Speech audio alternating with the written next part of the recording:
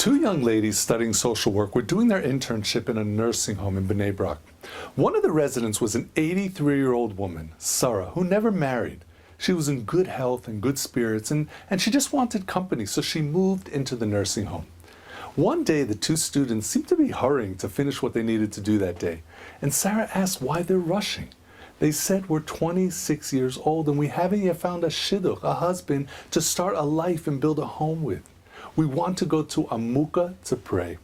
Now, Amukah is located in the north near Tzfat. It's the burial site of the great sage Rabbi Yonasan ben Uziel. He lived about 2,000 years ago. There's a long-standing tradition to go to the burial site and daven for a good marriage partner, and many have seen miracles. Sarah wanted to come along, and they didn't mind. They thought she just wanted to get out for a bit, so they packed what they needed and started their drive up north. In the car, the girls jokingly asked Sarah if she wants to get married. Sarah was quick to answer, and she said, "Of course I want to get married." They couldn't believe it. They told her, "How can you get married? You're 83 years old and you're in a nursing home." Sarah shrugged her shoulders and said, "So what? That's what I want." Well, they arrived at Amukah and began to daven. The girls noticed that Sarah was davening with tremendous concentration and really pouring out her heart. They made it back, and a couple of days went by when the girls were told that the school is moving them to finish their internship somewhere else. Sarah, with a smile, she said, "How can you girls leave me? I'm going to miss you guys." They promised to stay in touch and to visit, but of course they forgot. 6 months went by, and they remembered their promise to Sarah, and they decided to drop by the nursing home. But when they went inside her room, they found a different, older woman living there. They asked, "Do you know Sarah, the one who used to live here?" The stranger looked at them and said, "She's gone." Now, gone in a nursing home means you've gone to your final resting place. And they were furious. They went straight to the administrator and said, "How could you not tell us? She passed away and we don't even deserve a phone call to come to the funeral. You know how close we were to her." The administrator looked at them and said, "Passed away?" She started to smile and she said, "Sarah got married." They couldn't believe it.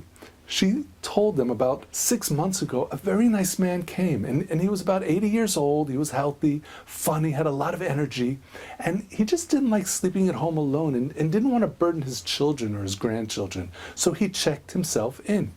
One of the workers thought he was a perfect match for Sarah. They were introduced, and after a few days, they decided to get married.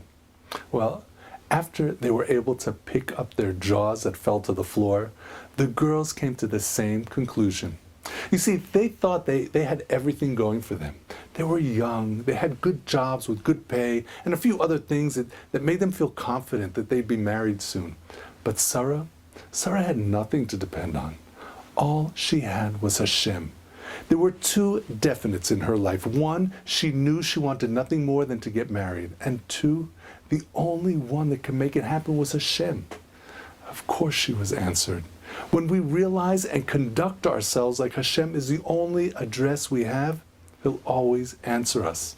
And here's the proof straight from the Torah. The Torah tells us Moshe was commanded to build the Mishkan, the tabernacle. Now, after all the pieces have been constructed, the beams, the coverings, the utensils, the Torah says that the Mishkan was hukam. It was assembled as if it just happened with no indication of who or what. And then the language of the Torah switches.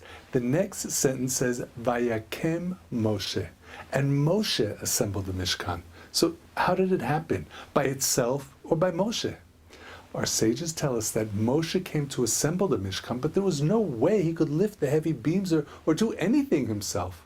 So it became hukam. It was assembled by Hashem, teaching us that even though we're expected to do something, nothing can be completed without God's assistance. And even when God does the heavy lifting, we see here it's Moshe that's accredited with assembling the Mishkan. We make a start, we go, we build, we daven, but then we need to let go and leave it up to Hashem.